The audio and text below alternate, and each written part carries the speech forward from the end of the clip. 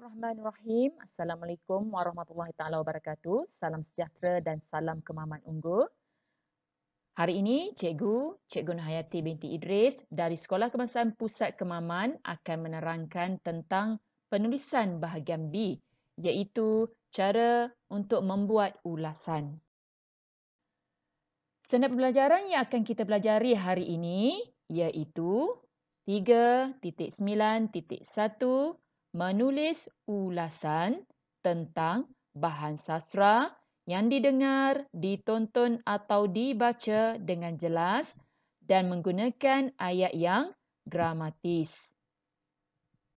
Mari kita mulakan sesi pembelajaran kita dengan pengenalan bahagian B, iaitu apa itu bahagian B. Okey.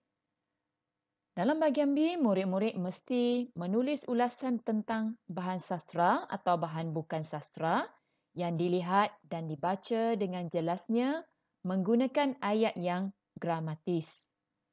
Seterusnya, memprosakan bahan rangsangan yang didapati, menulis ulasan daripada bahan rangsangan yang dikenal pasti. Ulasan yang hendak ditulis hendaklah dalam bentuk perenggan, sebaik-baiknya 1, 3 atau 4 perenggan. Bilangan patah perkataan sebanyak 50 hingga 80 patah perkataan. Bahan rangsangan adalah seperti ilustrasi, gambar tunggal, gambar bersiri, gambar berpusat, foto, peta pemikiran, rencana, puisi, jadual, graf, iklan, carta dan lain-lain. Apa itu lain-lain, murid-murid? Ini bermaksud pelbagai jenis bahan rangsangan boleh ditanya untuk soalan bahagian B. Murid juga mesti mengetahui bahawa dalam ulasan terdapat dua benda penting. Yang pertama, isi tersurat, iaitu sesuatu yang kita nampak. Yang kedua, isi tersirat, iaitu sesuatu yang kita mesti fikirkan sendiri. Okey, yang tidak kita dapat lihat pada bahan rangsangan. Okey murid-murid, di sini cikgu telah sediakan satu formula untuk membuat ulasan.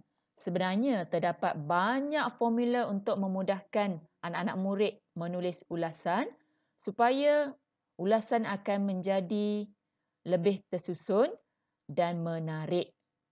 Okey, di sini cikgu kongsikan formula yang cikgu sediakan. Okey, lihat formula yang cikgu sediakan. Formula ini merupakan sebuah lagu. Okey, cikgu gunakan melodi lagu Assalamualaikum Ustazah. Okey, mari kita nyanyikan bersama-sama murid-murid. Gambar tersebut tentanglah apa? Tulis maklumat satu idea.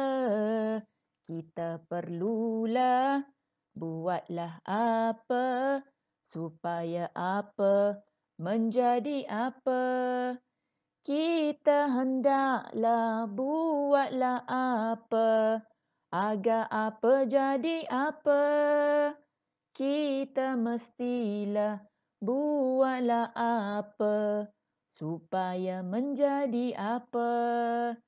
Akhir sekali kita haruslah buatlah apa agar jadi apa. Kesimpulannya, buat keputusan. Jangan lupa tuliskan sebab dan alasan. Okay, ingat, dalam kesimpulan, buat keputusan, jangan lupa tuliskan sebab dan alasan. Okay, ini adalah salah satu formula yang boleh murid-murid gunakan untuk menjawab soalan ulasan. Okay, kita boleh gunakan penanda wacana seperti asda, iaitu antaranya, selain itu, seterusnya, di samping itu, akhir sekali. Dan kita gunakan kata penegas Seterusnya kita gunakan kata hubung dan siap ulasan kita. Okey, daripada lagu tadi, kita masukkan ke dalam kotak ulasan. Okey, kena pasti kotak ulasan. Kotak ulasan biasanya mempunyai 3 kotak penting. Kotak yang pertama mewakili pendahuluan perenggan pertama. Okey, pendahuluan ini untuk perenggan pertama. Okey, kita ingat balik tadi, lagu tadi, perenggan pertama, gambar tersebut tentanglah apa. Okey, tengok perenggan kedua atau kotak kedua. Dalam kotak kedua terdapat idea tersurat dan idea tersirat.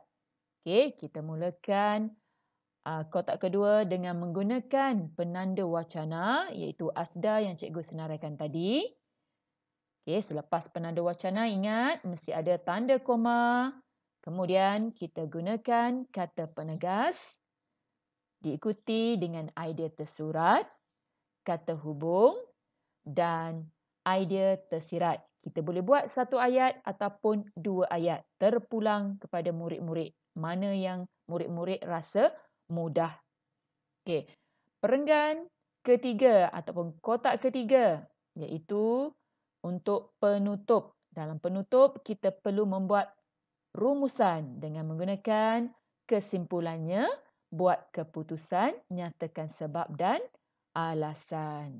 Okey, boleh murid-murid? Okey murid-murid, mari kita cuba membuat ulasan bersama-sama. Okey, ingat kita akan membuat 3 perenggan untuk ulasan ini. Okey, yang pertama kita mesti baca soalan terlebih dahulu. Okey, peta buih di bawah menunjukkan cara-cara untuk menjadi murid yang cemerlang. Tulis ulasan kamu tentang cara-cara untuk menjadi murid yang cemerlang dalam bentuk perenggan. Panjangnya ulasan kamu hendaklah antara 50 hingga 80 patah perkataan. Okey. Setelah membaca soalan, kita perlu garis kata kunci soalan. Biasanya kata kunci soalan akan terdapat pada ayat tulis ulasan kamu tentang cara-cara untuk menjadi murid yang cemerlang dalam bentuk perenggan. Okey. Jadi, kata kunci soalan, cara-cara untuk menjadi murid yang cemerlang. Okey. Setelah selesai menggaris kata kunci soalan, kita mengenal pasti bahan rangsangan. Kita lihat bahan rangsangan. Okey, bahan rangsangan ini dalam bentuk peta buih. Dalam bahan rangsangan ini terdapat 4 maklumat. Okey, 4 maklumat ini merupakan idea tersurat. Kenapa idea tersurat? Sebab kita dapat lihat dengan mata kita sendiri. Apa yang kita dapat lihat merupakan idea tersurat. Ingat murid-murid? Okey. Idea tersurat yang pertama, memberikan tumpuan di dalam kelas. Yang kedua, berbincang bersama rakan. Yang ketiga, mengunjungi perpustakaan. Yang keempat, membuat kaji di rumah. Okey, setelah kita kenal pasti idea tersurat, kita akan mencari idea tersirat. Okey. Kita perlu mencatat idea tersirat yang terdapat dalam bahan rangsangan. Okey. Idea tersurat yang pertama, memberikan tumpuan di dalam kelas. Okey, bagaimana kita ingin mencari idea tersirat? Okey, kita boleh guna ayat tanya bagaimana. Okey, bagaimana memberi tumpuan di dalam kelas? Okey. Sentiasa mencatat nota dan sering bertanya dengan guru. Okey, idea tersurat yang kedua, berbincang bersama rakan. Okey. Untuk berbincang bersama rakan, kita boleh mencari kesan. Okey, kesan apabila kita berbincang bersama rakan. Okey, apabila berbincang bersama rakan, kita akan dapat bertukar idea dan dapat maklumat terkini. Okey, seterusnya, idea tersurat yang ketiga, mengunjungi perpustakaan. Okey, apabila mengunjungi perpustakaan, apa yang dapat kita lakukan di sana? Okey, ini untuk idea tersirat ya. Okey, kita dapat meminjam buku dan dapat membuat rujukan. Okey, kenapa? Kerana di perpustakaan terdapat banyak buku dan bahan-bahan rujukan. Okey, yang terakhir sekali, idea tersurat yang terakhir, membuat ulang kaji di rumah.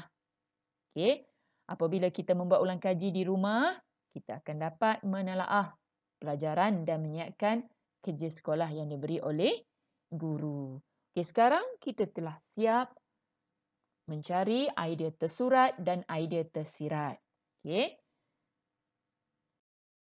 Seterusnya, kita akan membuat pendahuluan.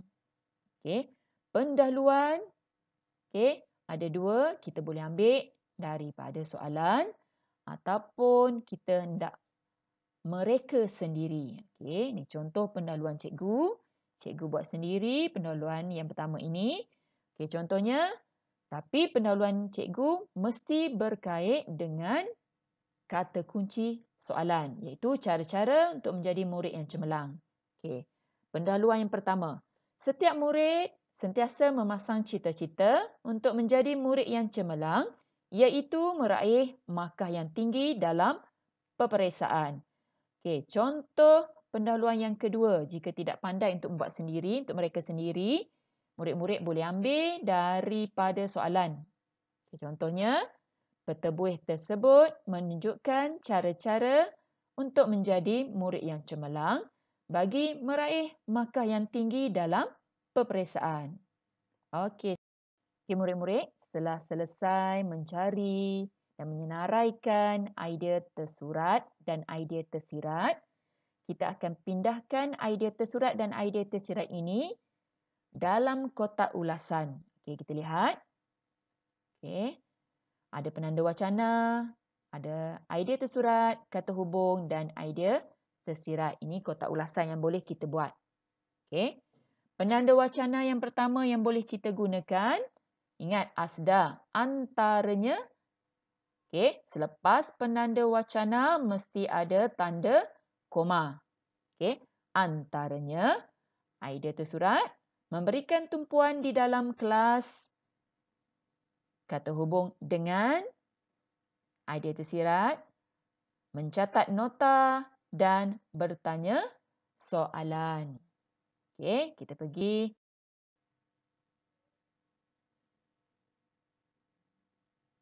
Idea tersurat dan tersirat yang kedua. Kita gunakan penanda wacana. Selain itu, idea tersuratnya berbincang bersama rakan supaya dapat bertukar idea dan memperolehi maklumat terkini. Okey. Seterusnya untuk idea tersurat yang ketiga, kita gunakan penanda wacana di samping itu. Idea tersurat mengunjungi perpustakaan untuk meminjam buku dan membuat rujukan agar memperolehi kejayaan. Okey, dan yang terakhir sekali, idea tersurat yang keempat. Cikgu gunakan penanda wacana akhir sekali. Idea tersurat membuat ulang kaji di rumah seperti menelaah dan menyiapkan kerja sekolah.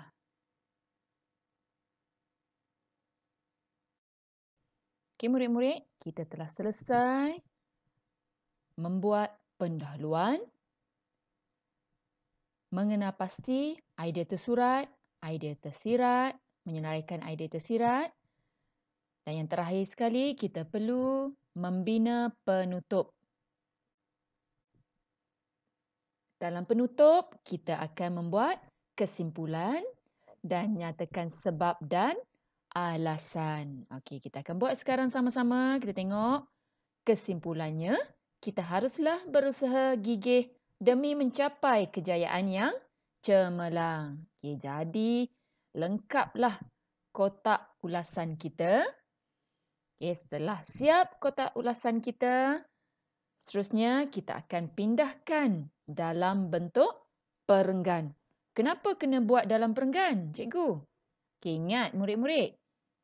Okey, kehendak soalan, tulis ulasan kamu dalam bentuk perenggan. Jadi kita akan buat 3 perenggan. Perenggan pendahuluan, perenggan idea dan perenggan penutup. Seterusnya, setelah maklumat dikumpul, kita akan pindahkan dalam bentuk perenggan. Okey, ini contoh jawapan yang cikgu telah sediakan. Okey, cikgu pindahkan maklumat yang kita senaraikan dalam kotak ulasan ke dalam bentuk perenggan. Okey, perenggan pertama. Okey, perenggan pertama kita ambil pendahuluan. Okey, cikgu selitkan sedikit idea tersirat. Yang merah itu idea tersirat. Okey, kemudian cikgu selang satu baris.